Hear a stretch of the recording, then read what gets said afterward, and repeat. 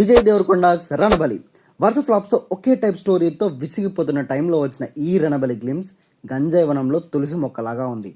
ఒక్కసారిగా నా ఎక్స్పెక్టేషన్ ని జయ్యని లేసాయి. అది ఈ రణబలి గ్లిమ్స్ ని 0.5 స్పీడ్ లో చూస్తే మైండ్ బ్లోయింగ్ డీటెయిల్స్ కనిపించాయి. అవి చూద్దాం. Let's start our show. ఈ డీకోడింగ్ మీకు అర్థం కావాలి అంటే లాస్ట్ వరకు చూడండి. ఫ్రేమ్ బై ఫ్రేమ్ డీకోడింగ్ కాబట్టి ఫస్ట్ చెప్పే డీటెయిల్ కి లాస్ట్ చెప్పే డీటెయిల్ ని కలిపితే మీకు క్లారిటీ వస్తుంది. సో వాచ్ ఫుల్లీ, మధ్యలో వదిలేసి మాత్రం జడ్జ్ చేయకండి. ముందుగా ఈ షాట్ చూస్తే అండ్ ఈ నెక్స్ట్ షాట్ చూస్తే ఈ స్టోరీ ఇండియాలోని ఫుడ్ స్కార్సిటీ గురించి అని అర్థమవుతుంది. నెక్స్ట్ ఈ షాట్ చూస్తే ఒక బౌల్ లో జస్ట్ 4 బియ్యం గింజలు పడడం చూడొచ్చు. అండ్ ఇది గుర్తు పెట్టుకుంటే మీకు దారుణమైన డీటెయిల్ చెప్తాను. నెక్స్ట్ షాట్ లో బ్రిటిష్ వాడు వేసే గింజల కోసం జనాలు తప్పించిపోవడం చూడొచ్చు. అండ్ ఆ నెక్స్ట్ సీక్వెన్స్ లో ట్రైన్ లో బ్యాగ్స్ వెళ్ళడం చూడొచ్చు. అసలు ఏంటి ఈ కాన్సెప్ట్ అంటే చెప్తా చూడండి. నెక్స్ట్ చూస్తే సర్ రిచర్డ్ టెంపుల్ అనే పేరు చూడొచ్చు. ఇతను 1876 లో ఇండియాకి ఫెమిన్ కమిషనర్ గా బ్రిటిష్ గవర్నమెంట్ నుండి వచ్చాడు. ఫెమిన్ అంటే కరువు అని అర్థం. బ్రిటిష్ గవర్నమెంట్ ఇండియాలోని కరువు గురించి ఇన్స్పెక్ట్ చేయడానికి పంపారు ఇతన్ని. తను టెంపుల్ వేజ్ అని ఎక్స్పెరిమెంట్ చేశాడు కానీ ఇండియాకి వచ్చి. అదేంటంటే కరువు ఉన్న ఇండియన్స్ కి 2 కప్పుల రైస్, అంతే 2 కప్పుల రైస్ అంటే లిటరల్లీ ఒక 2 బుక్కలు ఉంటుంది. ఆ 2 బుక్కల రైస్ని ఇచ్చి రాళ్ళు పగలగొట్టే లేబర్ వర్క్ చేయించేవాడు. అండ్ ఒకవేళ వాళ్ళు సర్వైవ్ అవుతే ఆ నెక్స్ట్ డే ఇంకొంచెం తగ్గించి ఫుడ్ ఇచ్చి ఎక్కువగా పని చేయించేవాడు. ఒక రోజుకి ఒక మనిషి అనేటోడు ఎంత తక్కువ తిని పని చేస్తాడని చెప్పేసి ఎక్స్పెరిమెంట్లు చేశాడు ఇండియాకి వచ్చి. మనం స్టార్టింగ్ లో చూసిన ఆ మెతుకులు బౌల్లో పడే సీన్ అండ్ బ్రిటిష్ వాడు రైస్ వేస్తుంటే వీళ్ళందరూ తప్పించిపోయే సీన్ అనేది దీనికే రిఫరెన్స్. నెక్స్ట్ చూస్తే సర్ థియోడర్ హెక్టర్ అని చూడొచ్చు. ఈ రోల్ మనం హాలీవుడ్ మమ్మీ మూవీ విలన్ చేస్తున్నాడు. అండ్ ఆ రింగ్స్ కి వాళ్ళు హ్యాంగ్ అవడం చూస్తే సర్ టెంపుల్ అండర్లో అందరినీ టార్చర్ చేసేవాడు ఇతను అని మనకు అర్థమవుతుంది. కానీ ఆ హ్యాంగ్ చేస్తున్న వాళ్ళు ఎవరు అనేది ఏదైతే ఉందో ముందు మాట్లాడుకుందాం, గుర్తుపెట్టుకోండి.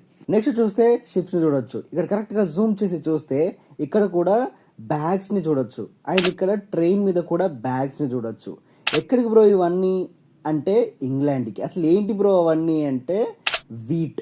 ఎలా చెప్తున్నావు బ్రో అంటే 1880s ఆ టైంలో lord Liton 3,20,000 tons of వీట్ని ఇంగ్లాండ్కి record స్థాయిలో ఎక్స్పోర్ట్ చేయాలని ఆర్డర్స్ వేశారు. దాని రెస్పాన్సే ఈ రిచర్డ్ టెంపుల్ ఇండియాకి రావడం, కరువు అనేది తెప్పించడం అండ్ ప్రతి మెతుకు ఇంగ్లాండ్కి ఎక్స్పోర్ట్ చేయించాడు. ఈ ఎక్స్పోర్టే ఆ ట్రైన్స్ అండ్ షిప్స్లో మనం చూసినవి. నెక్స్ట్ చూస్తే బిఫోర్ ఇండిపెండెన్స్ మ్యాప్ని చూడొచ్చు. కింద మద్రాస్ అని చూడొచ్చు. అండ్ ఆ ఇయర్ వచ్చేసి 1876. సో ఈ స్టోరీ 1876లో మద్రాస్లో జరిగే స్టోరీ అని మనకు అర్థమవుతుంది.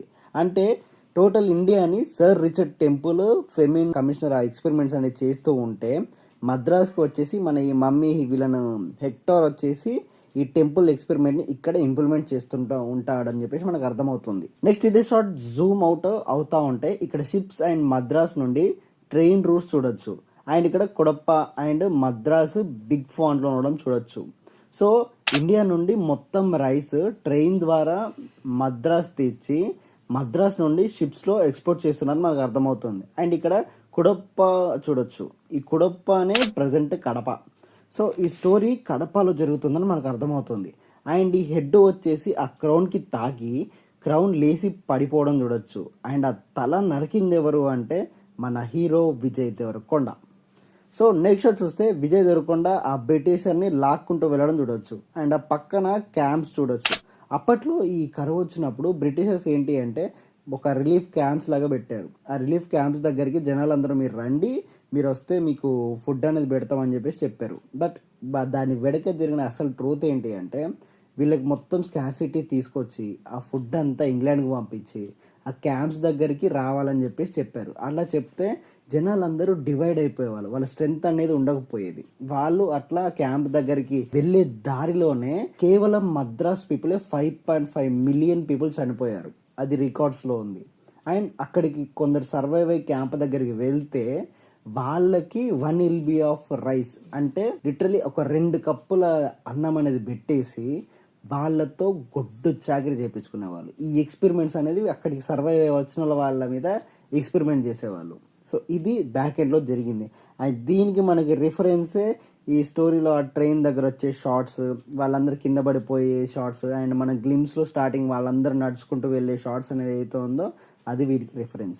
అండ్ హీరో హార్స్ మీద ఉండడం రష్మిక కట్టుబొట్టు అండ్ శారీ స్టైల్ ఇదంతా జ్యువెలరీ చూస్తే విజయ్ అండ్ రష్మిక రాయలసీమకు చెందిన వాళ్ళ మనకు అనిపిస్తున్నారు. సో మనకి ముందు ప్రీ గ్లిమ్స్ కూడా వచ్చింది. ఆ ప్రీ గ్లిమ్స్ పూజ చేస్తున్నప్పుడు మంచి డబ్బు రిచ్ లాకర్స్ ఇవన్నీ ఉండడం కూడా మనం చూడొచ్చు. సో రాయలసీమకి చెందిన ఒక పాలెగాడు అని మనకు అర్థమవుతుంది. సో ఒక పాలెగాడు రెబల్గా మారిన స్టోరీ ఈ రణబలి. ఈ టెంపుల్ ఎక్స్పెరిమెంట్ ఎఫెక్ట్కి రాయలసీమ రీజియన్లో మనుషులు కూడా తిన్నట్టు మనకి చరిత్రలో రికార్డ్స్ ఉన్నాయి. ఆ రోజు ఈ కరువు కోసం అండ్ ఈ కరువు ఆకలి బదులు తీర్చడానికి కత్తి పడితే ఫ్యాక్షన్ అయిన ఆ ఫ్యాక్షన్ ఈ రోజుకి మనం రాయలసీమలో ఫ్యాక్షన్ అని చూస్తున్నాం. బట్ ఆ ఫ్యాక్షన్ అనేది ఈ రోజు తన స్వార్థం కోసం ఉంది. బట్ ఆ ఫ్యాక్షన్ అనేది ఆ రోజు జనాల ఆకలి తీర్చడానికి పుట్టింది. సో అది ఇంకా వీళ్ళ బ్లడ్లో నడుస్తూనే ఉంది.